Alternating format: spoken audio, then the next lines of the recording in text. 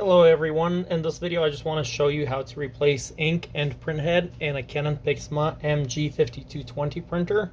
So when the printer is on, you're going to go ahead and lift the top to have the carriage unit slide to the middle, and we're going to wait for that to do so.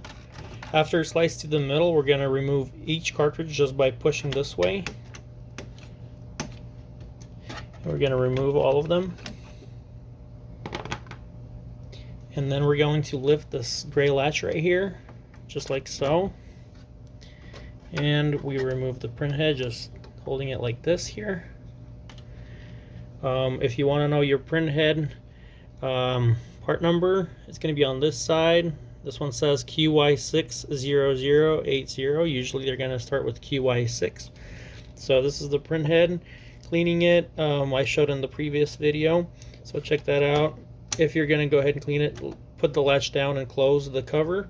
But in order to put the print head back in, we're going to lift it again. You're going to slide it in here like that. Don't force it in there. Go ahead and close it.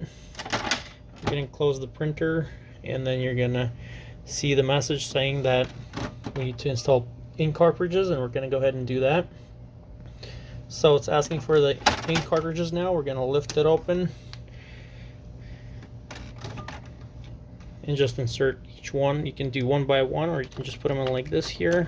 Also, do not force them in there, and just make sure they latch in there and the lights light up. Go ahead and close it, and we're ready to go. Thank you very much for watching. Hopefully this was helpful for you.